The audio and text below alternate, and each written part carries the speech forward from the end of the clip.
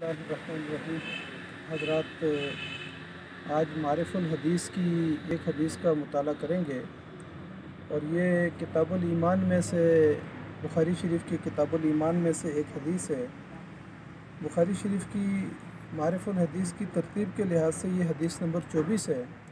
اور بخاری شریف کی ترتیب کے لحاظ سے یہ حدیث نمبر 25 ہے۔ اس میں قرآن مجید کی ایک آیت کی تفسیر کو بیان کیا گیا ہے اور قرآن کی آیت ہے فَإِن تَابُوا وَأَقَامُوا الصَّلَاةَ وَآتُوا الزَّكَاةَ فَخَلُّوا سَبِيلَهُمْ۔ یہ سورہ توبہ کی ایک آیت ہے، تو امام بخاری رحمۃ اللہ علیہ نے اس کو ترجمۃ الباب میں لگایا ہے اور اس کے نیچے ایک حدیث لے کر آئے ہیں۔ عن عبداللہ بن عمر رضی اللہ عنہما ان رسول اللہ صلی اللہ علیہ وسلم قال امرت ان اقاتل الناس حتى يشهدوا ان لا اله الا الله وان محمدا رسول الله ويقيموا الصلاة ويؤتوا الزكاة فإذا فعلوا ذلك عصموا مني دماءهم وأموالهم إلا بحق الإسلام وحسابهم على الله۔ رواہ البخاری۔ حضرت عبداللہ بن عمر رضی اللہ تعالیٰ عنہ سے روایت ہے کہ رسول اللہ صلی اللہ علیہ وسلم نے فرمایا، مجھے حکم ملا ہے کہ میں لوگوں سے جنگ جاری رکھوں یہاں تک کہ وہ اس بات کی گواہی دیں کہ اللہ کے سوا کوئی معبود نہیں اور بلا شبہ محمد صلی اللہ علیہ وسلم اللہ کے رسول ہیں، اور اسلام کے پورے وہ آداب کا خیال رکھیں، نماز کو قائم کریں اور زکوٰۃ دیں۔ جب وہ یہ کام کرنے لگیں تو انہوں نے اپنے جان اور مال کو مجھ سے بچا لیا، یعنی محفوظ کر لیا، سوائے حق کے اسلام کے، اور ان کا حساب اللہ کے سپرد ہوگا۔ یعنی یہ اس کے نیچے امام بخاری رحمۃ اللہ علیہ یہ والی حدیث لے کر آئے کہ جس میں نبی اکرم صلی اللہ علیہ وسلم نے فرمایا کہ مجھے اللہ نے جنگ کا حکم دیا ہے، بشرطے کہ اس وقت تک جب تک کہ لوگ اس بات کی گواہی نہ دے دیں کہ توحید کی گواہی دے دیں، رسالت کی گواہی دے دیں اور نماز کا اور زکوٰۃ کا جو ہے نا وہ پابند ہو جائیں۔ یہاں امام بخاری رحمۃ اللہ علیہ نے ترجمۃ الباب میں سورہ توبہ کی آیت نمبر 5 کو ذکر کیا ہے، جس میں یہ کہا گیا ہے کہ اگر یہ لوگ توبہ کر لیں، یعنی مشرکین کے بارے میں کہا کہ اگر یہ توبہ کر لیں اور اللہ کو خالق اور مالک مان لیں اور پھر اس کے ساتھ ساتھ وہ نماز کو قائم کریں اور زکوٰۃ کو ادا کریں تو پھر ان کا راستہ جو ہے وہ نہیں روکا جائے گا۔ کہا کہ یہ آیت جو ہے نا مشرکین کے ساتھ جب اعلان برات کر دیا گیا تو اس وقت ان کے لیے شرط یہ رکھی گئی کہ وہ توحید کا اور اس کے ساتھ ساتھ رسالت کا اور پھر نماز کو قائم کرنے کا اور زکوٰۃ کو ادا کرنے کے بارے میں کہا گیا کہ اگر وہ یہ کام کریں گے تو پھر ان کا راستہ چھوڑ دیا جائے گا۔ بصورت دیگر جو ہے نا ان کے بارے میں ان کی جو مدت ہے وہ پوری ہونے کے بعد پھر ان کو قتل کیا جائے گا، اور فرمایا کہ جہاں کہیں بھی تم پاؤ ان کو تو ان کو قتل کرو۔ یعنی یہ اس طریقے سے فرمایا کہ ان کی جان اور مال اس وقت محفوظ ہو سکتا ہے کہ جس وقت وہ یعنی اللہ کے دین کے راستے کو اختیار کر لیں گے، توحید اور رسالت کے راستے کو اختیار کریں گے۔ اس کے ساتھ ساتھ نبی صلی اللہ علیہ وسلم نے بھی پھر یہاں پر فرمایا کہ مجھے جنگ کا حکم دیا گیا ہے یہاں تک کہ لوگ گواہی دیں، اس بات کی گواہی دیں کہ اللہ ہمارا خالق ہے، مالک ہے، معبود ہے، اور اسی طریقے سے محمد الرسول اللہ صلی اللہ علیہ وسلم اللہ کے پیغمبر ہیں، اور ساتھ وہ نماز قائم کریں اور زکوٰۃ ادا کریں۔ تو فرمایا کہ پھر انہوں نے مجھ سے اپنی جان کو محفوظ کر لیا سوائے حق کے اسلام کے، اور کہا کہ پھر ان کا حساب اللہ کے پاس ہوگا۔ یعنی یہاں پر اسلام کے ساتھ جو ہے نا اسلام میں آنے کے لیے جو چیزیں لازم قرار دی گئی ہیں اس میں شہادتین ہے کہ اللہ کو خالق اور مالک ماننا اور اس کو معبود ماننا، اور نبی صلی اللہ علیہ وسلم کی رسالت اس کو قبول کرنا، اس پر ایمان لانا، اور نماز کو قائم کرنا اور زکوٰۃ ادا کرنا۔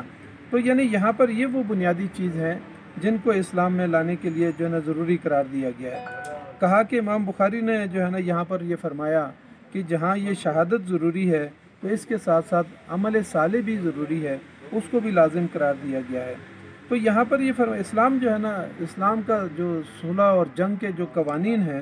ان میں یہ بات واضح طور پر بیان کی گئی ہے کہ وہ جنگ جو ہے وہ اعلاء کلمت اللہ کے لیے ہوگی، یعنی اللہ کے کلمے کو بلند کرنے کے لیے ہوگی۔ اگرچہ جنگ بندی کی ایک صورت یہ بھی رکھی گئی ہے کہ وہاں پہ اگر لوگ جزیہ دینے کے لیے تیار ہو جائیں تو اس صورت میں بھی جنگ کو جو ہے نا بند کیا جا سکتا ہے۔ تو اس طریقے سے جو ہے نا یہاں پر 3 چیزوں کو بنیاد کے طور پر قرار دیا کہ جنگ جو ہے نا اس وقت روکی جائے گی کہ جب لوگ اسلام قبول کر لیں اور نبی اکرم صلی اللہ علیہ وسلم اللہ کی توحید کو مان لیں، نبی صلی اللہ علیہ وسلم کی رسالت کو مان لیں اور نماز قائم کریں اور زکوٰۃ کو ادا کریں۔ اب نبی صلی اللہ علیہ وسلم جب اس دنیا سے انہوں نے پردہ فرمایا تو اس وقت مدینہ منورہ میں 5 طرح کے لوگ تھے۔ ایک تو وہ لوگ تھے کہ یعنی مدینہ منورہ اور گرد و نواح میں جو لوگ تھے، ایک تو وہ لوگ تھے کہ جو نبی صلی اللہ علیہ وسلم کے پردہ فرمانے کے بعد بھی اسلام کے اوپر اور نبی صلی اللہ علیہ وسلم کے قائم کردہ دین کے اوپر قائم دائم رہے، تو وہ جو ہے نا ایک مسلمان تھے، جو خالص مسلمان تھے۔ دوسرے نمبر پر وہ لوگ تھے جو نبی صلی اللہ علیہ وسلم کے پردہ فرمانے کے بعد دین سے مرتد ہو گئے اور وہ تو حالت کفر میں چلے گئے۔ اسی طریقے سے تیسرے نمبر پر وہ لوگ تھے جو مسلمہ کذاب، جو جھوٹا نبی تھا، کچھ لوگوں نے ان کی اطاعت قبول کر لی۔ اور پھر اسی طریقے سے چوتھے نمبر پر وہ لوگ تھے جو باقی اسلام کو تو مانتے تھے لیکن وہ یہ کہتے تھے کہ نبی صلی اللہ علیہ وسلم کے پردہ فرمانے کے بعد اب زکوٰۃ ضروری نہیں ہے۔ تو مانعین زکوٰۃ کے لیے جو ہے نا یعنی ایک چوتھا گروہ جو ہے نا مانعین زکوٰۃ کا تھا۔ ایک 5ویں قسم کے جو لوگ تھے وہ یہ تھے جو متردد تھے اسلام اور کفر کے درمیان، یعنی وہ انتظار کر رہے تھے کہ اسلام غالب ہوتا ہے یا کفر غالب ہوتا ہے، تو اگر اسلام غالب ہوگا تو اسلام کی طرف چلے جائیں گے اور اگر کفر غالب ہوگا تو ہم کفر کی طرف چلے جائیں گے۔ لیکن ان 5 میں سے خاص طور پر جو اس حدیث کے اندر آیا ہے کہ زکوٰۃ کو جو ہے نا یعنی نماز قائم کریں اور زکوٰۃ دیں، تو وہاں پر وہ والا گروہ جو مانعین زکوٰۃ میں سے تھا، جو یہ کہتا تھا کہ ہم زکوٰۃ نہیں دیں گے، تو حضرت ابوبکر صدیق رضی اللہ تعالیٰ عنہ نے اس موقع پہ ان کے خلاف لشکر کشی شروع کرنے کا ارادہ کیا اور فیصلہ کر لیا۔ اس موقع پہ حضرت عمر رضی اللہ تعالیٰ عنہ نے کہا کہ یہ تو وہ لوگ ہیں جو کلمہ پڑھتے ہیں لا الہ الا اللہ محمد رسول اللہ اور نماز قائم کرتے ہیں، تو کیسے ان کے خلاف لشکر کیا جا سکتا ہے، لشکر کشی کیسے کی جا سکتی ہے؟ وہ اس بات میں متردد تھے۔ تو پھر اس کے بعد حضرت ابوبکر صدیق رضی اللہ تعالیٰ عنہ نے قرآن کی یہ آیت پڑھی اور ساتھ جو ہے نبی صلی اللہ علیہ وسلم کی یہ حدیث سنائی کہ اس وقت تک جنگ کو روکا نہیں جائے گا جب تک کہ وہ توحید کے قائل ہو جائیں، رسالت کے قائل ہو جائیں، نماز کے اوپر عمل کریں، نماز پڑھنے والے ہوں اور ساتھ زکوٰۃ دینے والے ہوں۔ یعنی یہ 4 اور 5 چیزیں جو ہیں ایسی ہیں کہ جو ایمان کے لیے ضروری ہیں، دائرہ اسلام میں لانے کے لیے ضروری ہیں۔ تو حضرت ابوبکر صدیق رضی اللہ تعالیٰ عنہ نے اس گروہ کے خلاف کہا کہ جو نبی صلی اللہ علیہ وسلم کے دور میں ایک رسی بھی جو ہے نا دیتا تھا اور اب اگر وہ روکے گا تو میں اس کے خلاف جہاد کروں گا، اور لشکر کشی انہوں نے کروائی۔ اور پھر اس کے بعد حضرت عمر رضی اللہ تعالیٰ عنہ کو بھی ان کا جو تردد تھا وہ ختم ہو گیا۔ اب اس حدیث کے آخر میں یہ بات فرمائی گئی کہ فَإِذَا فَعَلُوا ذَلِكَ عَصَمُوا مِنِّي دِمَاءَهُمْ وَأَمْوَالَهُمْ إِلَّا بِحَقِّ الْإِسْلَامِ وَحِسَابُهُمْ عَلَى اللَّهِ۔ کہا کہ اگر کوئی شخص یہ باتیں مانے گا اور یہ کام کرے گا تو پھر اس کے بعد جو ہے نبی صلی اللہ علیہ وسلم نے فرمایا کہ انہوں نے اپنا مال اور اپنی جان اور اپنا خون جو ہے نا مجھ سے محفوظ کروا لیا، اور کہا کہ سوائے حق اسلام کے۔ اب حق اسلام کا مطلب یہ ہے کہ ایک آدمی دائرہ اسلام میں ہے لیکن وہ کسی کو قتل کر دیتا ہے، اس کے ہاتھ توڑ دیتا ہے، دانت توڑ دیتا ہے، کان کاٹ دیتا ہے یا کوئی اور اس کو نقصان پہنچاتا ہے، تو یہاں حق اسلام، یا پھر وہ چوری کر دیتا ہے یا کوئی اور جو ہے نا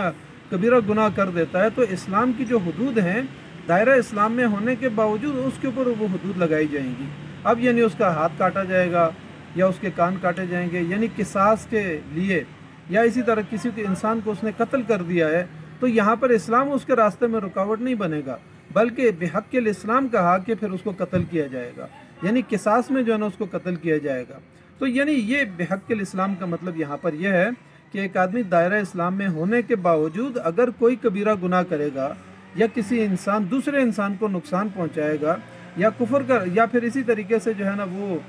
یعنی اس نے دوسرے انسان کے ہاتھ پاؤں یا کوئی کان کاٹ دیا، تو اس کے بدلہ میں قصاص کے طور پر جو ہے نا اس سے قصاص لیا جائے گا۔ یہاں پر یہ فرمایا کہ جب یہ کام کر دیا جائے گا تو حسابہم علی اللہ کا مطلب یہ ہے کہ آخرت میں پھر اس کا حساب اللہ کے پاس ہوگا۔ تو یعنی ایک صورت اس کی یہ ہے۔ دوسری صورت یہ ہے کہ یعنی جو اہم بات یہاں پر فرمائی گئی ہے وہ یہ کہ اسلام جو ہے وہ انسان کے دائرہ اسلام میں آنے کے بعد وہ اس کے ظاہر کو دیکھے گا۔ اگر ایک آدمی جو ہے نا اسلام قبول کر لیا ہے، اللہ کی توحید کا قائل ہو گیا ہے یا رسالت کا قائل ہو گیا ہے، نماز قائم کرتا ہے، زکوٰۃ بھی دیتا ہے، تو تو یہ اس کے ظاہر کو جو ہے نا شریعت کا جو امپلیمنٹیشن ہے وہ اس کے ظاہر پر ہوگی، ظاہری اعمال کے اوپر ہوگی۔ لیکن اگر وہ دل کے اندر منافق ہے یا دائرہ کفر کے اندر ہی ہے لیکن ظاہراً جو ہے نا وہ مسلمان ہوا ہے، تو ایسے مواقع کے بارے میں شریعت یہ کہتی ہے کہ ظاہر کے اوپر جو ہے نا اس کے اسلام کو لاگو کیا جائے گا۔ اور پھر اس سے جو ہے نا مثال کے طور پر نبی صلی اللہ علیہ وسلم کے دور میں بہت سارے لوگ ایسے موجود تھے جن کا نفاق جو ہے وہ نبی صلی اللہ علیہ وسلم پہ کھلا ہوا تھا،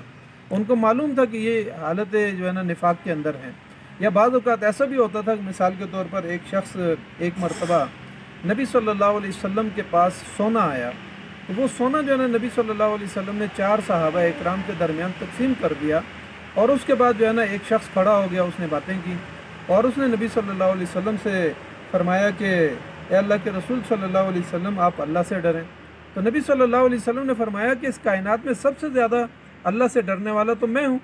یعنی کون ہے جو مجھ سے زیادہ جو ہے نا اللہ سے ڈرنے والا ہو۔ پھر اس کے بعد حضرت خالد بن ولید رضی اللہ تعالیٰ عنہ نے کہا کہ اللہ کے رسول صلی اللہ علیہ وسلم اگر آپ اجازت دیں تو میں اس کی گردن جو ہے نا اڑا دوں۔ تو نبی صلی اللہ علیہ وسلم نے کہا کہ نہیں، یہ کلمہ بھی پڑھ رہا ہے، نماز بھی پڑھ رہا ہے۔ تو پھر اس کے بعد جو ہے نا وہ شخص وہاں سے اٹھا اور چلا گیا،